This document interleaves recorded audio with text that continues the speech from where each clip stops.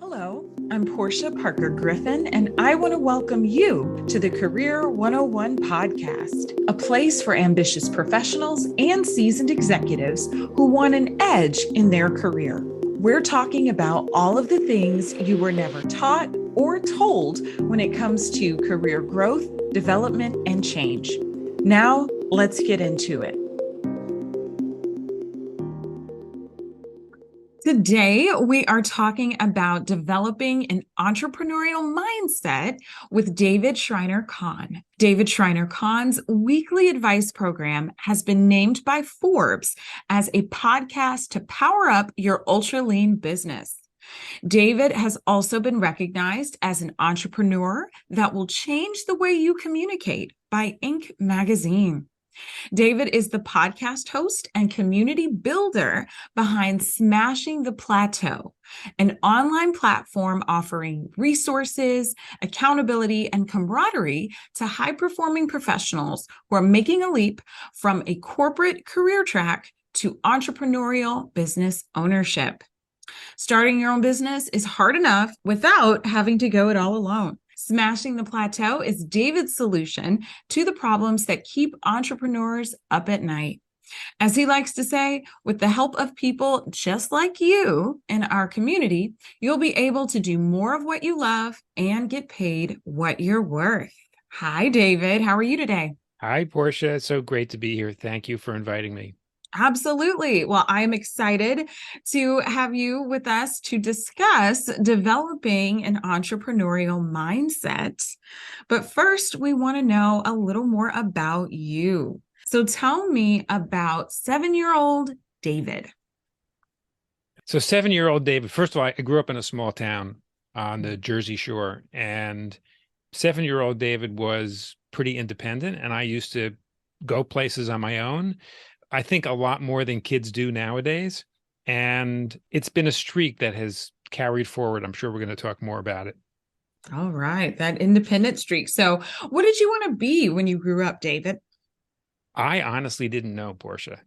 I did better in high school in math and science and in the humanities, and it seemed like a fairly linear progression to study engineering, which is what I did in college and grad school. So I have a master's in chemical engineering from Cornell and did my undergraduate at Lafayette, and then went to work as an engineer. Wow, that is exciting. That is exciting. I have noticed, David, that a lot of people I've met in business actually have engineering backgrounds. And I think that maybe it's the systems approach or something that transfers over to business. What do you think? Yeah, the systems thinking is something that is very ingrained in the sort of the engineering mindset and what we're taught as engineers. So yeah, I'm somebody who is pretty process focused, which is very helpful as an entrepreneur. Great. So tell us about some highlights or pivotal moments in your career before you started your business. Sure. So there were a couple of big ones. The first one was, so I had two different jobs as an engineer. And in my second job, just after my second annual performance review, which was a very positive review, and I received a nice raise. A month later, my boss calls me into his office and he says, David, I have good news and bad news. Good news is you're doing a great job. Bad news is you don't have a job here anymore. And I'm like, what? So I was focused on doing a good job as an engineer, which was, focusing on the technology. And I was not really tuned into what was going on in business and the business of my employer. I worked for I don't know, like small to mid-sized consulting company. There were probably 150 engineers or so on staff, and business had a sudden downturn and they had to lay off like half the staff, including me. So that was quite a shock. And I did some soul searching and decided that the sort of traditional engineering corporate career track was not really what I wanted. And I ended up going into the nonprofit sector, which is where I spent the next 23 years. And I was in executive roles the entire time. That's where I built my management and leadership expertise. And then the next major pivot came in 2006. I'd been in the same organization for 18 years when I left. And I had reached a plateau in my career in that organization. I couldn't go any higher because it was an education organization. I didn't have the education credentials to be the CEO. And as in a number two position, I pretty much had gone as far as I could. And the linear move would have been to become a CEO of a similar kind of organization where having the education credentials wouldn't have been an issue, or to take on a similar role to what I had, but in a much bigger organization, which obviously would have meant a salary increase. I took the road less traveled. The independent streak was something that was in the back of my mind the entire time, that the whole 23 years I was in the nonprofit sector, thinking that I really wanted to be more in control over my career destiny. And I saw what happened to people who suddenly became unemployed. It happened to me once earlier on, and I knew it could happen again. And in fact, the trigger was that there was a new CEO who came in after I had been with the organization for all these years, and we had some overlap in skills, and it was a matter of time before I probably wasn't going to have a job there anymore. It wasn't the same kind of dramatic exit that happened earlier, but it was still an exit that wasn't my choice, but it gave me a little bit of runway, and it gave me the time to launch a consulting business. Wow. Wow. And thank you for sharing that, David, because as you know, I mean, it seems like every week we're hearing about different companies and corporations that are laying people off. And for a lot of people out there, they're really kind of wondering like what those next steps are, and they might feel, very alone or stressed out by the whole situation. So, thank you for sharing about those periods in your life and your career. So it sounds like, the independent streak definitely was part of your motivation to start a business. But what else was it for you that really made you want to start your own business? I wanted control over my schedule, which as an entrepreneur, you need structure to be able to succeed as an entrepreneur. But you are the one that dictates what that structure looks like. And for me, having somebody else create the structure, I could conform to somebody else's structure, but only up to a point. And there would usually be a place where there was some friction. Not that I necessarily voice anything to anybody, but I just felt it. I felt like, this doesn't make sense. For example, like now, since the onset of COVID, we've all learned about the fact that you can actually have a lot more flexibility in your work environment than we thought, and still be very productive. And I remember so many years of commuting and trying to conform to a 9-to-5 structure, and trying to also deal with family issues at the same time. It was always complicated. And so if you have the flexibility to deal with, to do a better job integrating family, personal, and work activities, it's just much healthier. But certainly as an entrepreneur, you have a lot more flexibility when it comes to those things. I agree. So how did you decide to focus your business on, entrepreneurship and that topic? Partly by design and partly by circumstance. The marketplace gives you signals, and what's important is you need to be open to those signals and listen to them. So one example is, I started off in 2006 as a nonprofit management consultant, because that was what I knew. That was what my network was. And that worked well up to a point. And at the same time, through business networking, small business owners started asking me for help. And at first, the first time a small business owner asked me if I would help with some business issues, I was a little reluctant, not sure that I had the capability to do it. Then I realized there really isn't a whole lot of difference between running a nonprofit organization and running a for-profit organization. The big difference is nonprofit is tax exempt, but you still need to meet payroll and you deal with team issues and you have to serve your clients and, all the rest of it. So, so I started picking up more and more privately held business clients. And over time, there was an increase in the number of solopreneur consultants and coaches that were seeking my help. In part, it was a path that I had managed successfully. So it was natural that I think people would seek advice and guidance from me.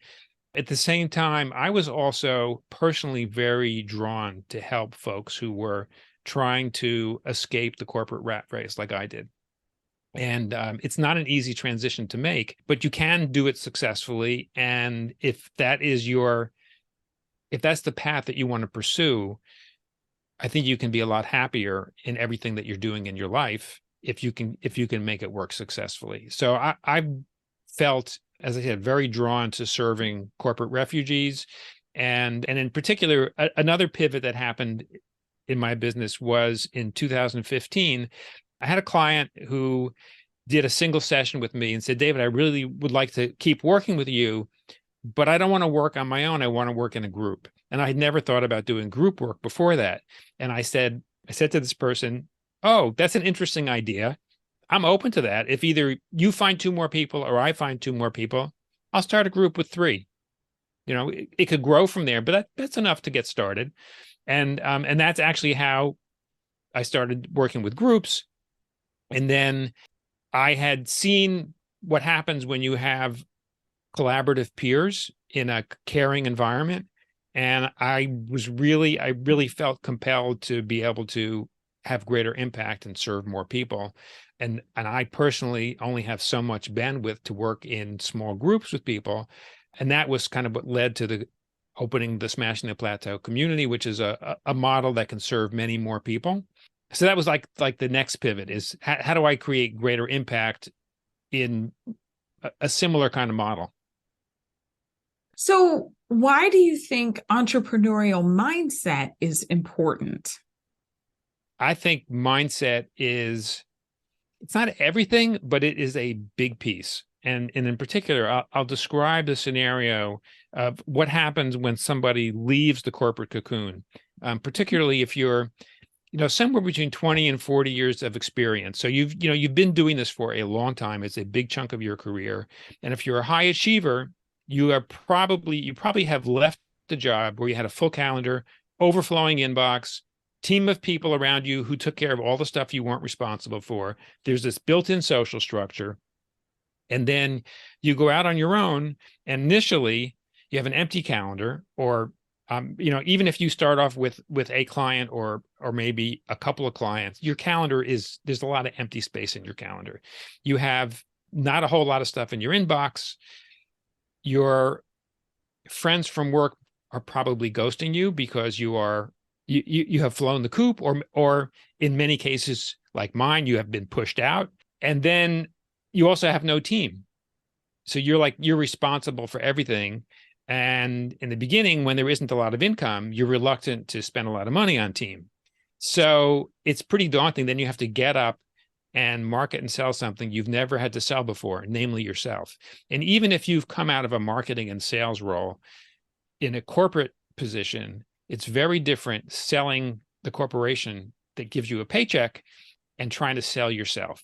And so, one of the mistakes I see people make is they think that they need to charge less than they probably should.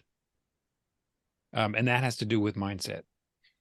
So you need, and it's very hard to sell something that you don't have the track record selling and delivering in this new environment called your own business. So even if you've done something very similar working for a big company, when you try to do it on your own, if you can't say, I have done exactly this and here are the results that I've achieved with this, with clients like you, it can be very hard to sell it. So mindset is really critical. I agree. I mean, you said a lot of good information there. I mean, well, one, I love the phrase corporate cocoon because that's really what it is. It's a corporate cocoon. And I think you are absolutely right with thinking about the schedule and the difference in the schedule once you leave the cocoon and you go out on your own. And then I also think it was really interesting how you pointed out, entrepreneurs, and sometimes they have those same challenges, even if they have a sales and marketing background from corporate. So that was my story. I was in sales and I was a director of business development for a consulting firm, and then started my own business. And then, yes, had to fill the calendar. And I think that, and this is a pattern I've noticed, I'll be interesting to hear your thoughts. Sometimes I think people with that sales background specifically have a little more resilience getting started when they're starting their own business. I see from my perspective, a lot of the business clients we've had that did not have that sales background, there was a little more around mindset and rejection and all of that they had to learn to kind of get started. But what are your thoughts? Yeah, I think that people that have a sales background have an easier time. They have the basic sales skills. They just don't have the mindset that comes along with selling yourself. Now, I came out of corporate with no sales background. So for me, that was my biggest challenge was, how to sell. I knew how to do things like negotiate, which is part of sales, but not when I was selling myself in my own business. The Career 101 podcast is brought to you by Fly High Coaching, where we help our clients soar to their full potential. More and more professionals and executives are setting out to achieve their career goals. But without the right support, it can be difficult, if not impossible. Whether you need career coaching, interview coaching, or a professional resume, we're here to help. Check us out on our website, fly-highcoaching.com.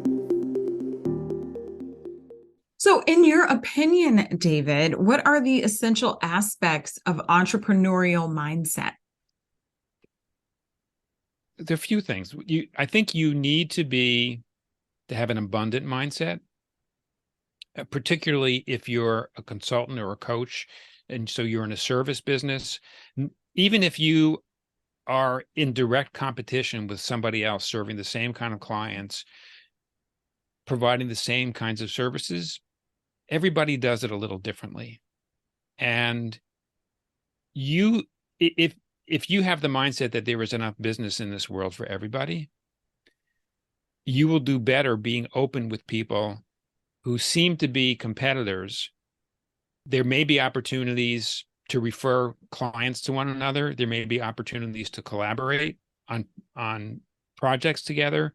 You never know. So I think having a mindset of abundance is really important. And I think you also need to have the mindset that you can build your own business, but you don't need to do it alone. In fact, I believe that you should not do it alone. I think there's somewhat of a myth in America that entrepreneurs are kind of the Lone Ranger and that people achieve this tremendous success on their own. I have yet to come across anybody who has achieved tremendous success on his or her own. There are teams and communities that support them. So you can hire people either as employees or as contractors to support your business, and you can collaborate with people in a community setting, which is what I find is so powerful. Particularly when you have left corporate, having that mindset of I'm going to interact with others like me on a consistent, frequent basis, and I will be helpful to others in the community without the expectation of anything in return. And I will also be vulnerable and share where I'm challenged so that I can get some help. That is really powerful. And I've seen so many examples when people do both of those things, that the return on their time investment and the financial investment, if it's a paid community, I've seen that the return can be really immense. Yeah, I agree. So you started touching on challenges before. You mentioned one, mistake that people think they might undercharge, for their services when they're just getting started. But from your perspective, what are some of the biggest challenges that you've seen executives and professionals have with developing their entrepreneurial mindset? There are a couple. One is when you're an employee, you will often, if you're not right more than 90% of the time, you will often hear about it. There'll be negative repercussions. As an entrepreneur, it's the exact opposite. You need to try many different things and be willing to fall flat on your face. If you're right more than 10% of the time as an entrepreneur, you're often doing really well. And one of the things that I see is this sense of perfectionism. Before I offer something to the public in the hopes of gaining a new client, I want to make sure that whatever I'm offering is really perfect. And the reality is, whatever your hypothesis is about a need in the marketplace, until somebody actually pays you money for it, it's just a hypothesis. There's no confirmation. And you will do much better if you have a vague notion of something that you think is needed and that you can deliver on, and sell it first, build it second. Because if you have the 20 to 40 years of corporate experience in your field, I guarantee you can build it. The harder part is selling it. So that's one. And the second one that I think where I see people have a lot of challenges is not focusing on profit generating metrics. So they will spend time working on their website, working on their LinkedIn profile, doing things relating to creating this perfect offering. They may spend time networking, but they're not networking with the right people. I was recently in a conversation with somebody talking about, business networking groups. There are a lot of business networking groups that are a lot of broke people trying to sell to other broke people. Uh-huh. We've all experienced our share of those. You need to be networking in the right place where there are people who actually have the capability to make good referrals, or where you have potential clients in the room. So having very clear metrics about how you spend your time and how you spend your money, and how that relates to the bottom line in your business, not just revenue, but the bottom line, revenue minus expenses. That's really important. And I see consultants and coaches not being metric driven enough. Yeah, I love everything that you said. I love everything that you said. I have kind of a whole area of a course I created where I talk about the employee mindset versus the entrepreneurial mindset. So I'm glad that you touched on that, because I think that is so important for people to really consider when it comes to failure and trying new things. And yeah, I mean, the profit generating metrics, I think sometimes people don't really know what those are, especially when they're first starting a business. They think it's what they see in marketing, right? They think it's the likes on, a LinkedIn post or a Facebook post or reshares. And while, those things can lead to profit, a lot of times I think those can be more vanity metrics, that people are thinking are important, but aren't actually as important. What do you think about that, David? You and I are both podcasters. I've had this conversation with so many podcasters that people ask me, David, what are your downloads like? And I'm like, who cares? The downloads don't pay my bills.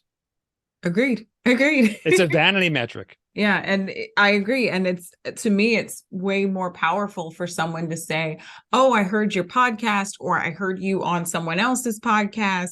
And, based on what you said, I really had to call you. I love it. I had to call you. I really want to work with you. Tell me about how we can make it happen. Mm-hmm. Right. If you get one person like that out of one episode, that's fabulous. Who cares about all the other downloads that don't result in business? I agree, David. So, what are some tips that you'd give an executive or a professional if they want to learn more about entrepreneurial mindset? Spend time with other entrepreneurs. Ask them questions. And be willing to step outside your comfort zone, because when you stay in your comfort zone, it's a sign that you're not growing. When you're uncomfortable, it's a sign that you're growing. Be willing to be uncomfortable. Yes, it may not feel so great, but go there anyway, and just keep taking steps and analyze the results. Do more of what works and less of what doesn't. So, what should someone do if they encounter a plateau in their growth or some other area of starting a business? I think it goes back to some of the things we've talked about. One thing that is very helpful is talking to other people about the plateau that you've experienced. And I mentioned what happens when you share a challenge, where you share a vulnerability. I'll give you an example. We have a member of our community who came to a live session that we were having where the topic of discussion was business development, and they shared they were at a plateau in their business because there was one major client whose contract was about to end. It didn't look like it was going to be renewed, and there wasn't a similar kind of client in the pipeline. There were a lot of strategies and tips that were offered by other members of the community during this live session. 3 months later, this same member who shared what was going on in their pipeline announced that they had just landed a new client at their top rate. They had several other deals they were working on that were in their pipeline, and that the quarter looked better than anything that had happened before in that person's business. What they did was they took note of all of those suggestions that came along during that session, and I had a discussion with a person about it. They spent at least 3 days every single week taking at least one action related to the advice they heard for 3 months, and it panned out. So when you hit a plateau, I think it's really important to be in a place where you can be with like-minded people, where you can let your hair down, where it is a caring, collaborative culture, so that you can hear what other people may have done in a similar situation. And then you need to be disciplined about following through on what you believe is going to work, and you need to track the results. What I'm hearing from what you mentioned, David, is something that you said earlier in the episode about needing structure to succeed as an entrepreneur, right? That based on, that entrepreneur that you mentioned, to continue doing those three things from those conversations, consistently, they had that structure to follow through on it. So that's great. Great advice. So tell us more about Smashing the Plateau. So we have an online community, as you mentioned in the introduction, Porschia. It is a platform where we serve primarily corporate refugees, so people that are consultants, coaches. They're generally solo or in very small businesses, not businesses with a huge team. And it's a place where you can attend live events, so you can have these kinds of what our members call serendipitous conversations that lead to breakthrough results. We have trainings. We have members offering. Sometimes the trainings are from specialists that are not members of the community. Often it's members of the community offering to lead sessions in their area of expertise. We also have the platform for communication and a growing library of resources. Plus, we have a great accountability program where you can do a much deeper dive with a small cohort of people, focusing on one primary objective per month with metrics. And again, this whole, like a lot of the things that I shared about being clear on what your objectives are, being clear on what the success metrics are, having a clear plan to execute, and having a place where you can talk about the challenges that come up. Great. So we'll be providing a link to your website and other social channels in our show notes so that people can find you online. But what is the best way for someone to get in touch with you, David? They can go to smashingtheplateau.com, and there's a contact form there. You can actually call a phone number and reach a live person 9 to 5 Eastern time, Monday through Friday, 212-731-0770, and book an appointment with me. You can also reach out to me on LinkedIn. I'm pretty active there. Those are the best ways. That's great. David has a phone number where people will answer live. That is so rare nowadays. That's great. So in closing, David, I want to ask you, how do you think executives or professionals can get a positive edge in their career or their business?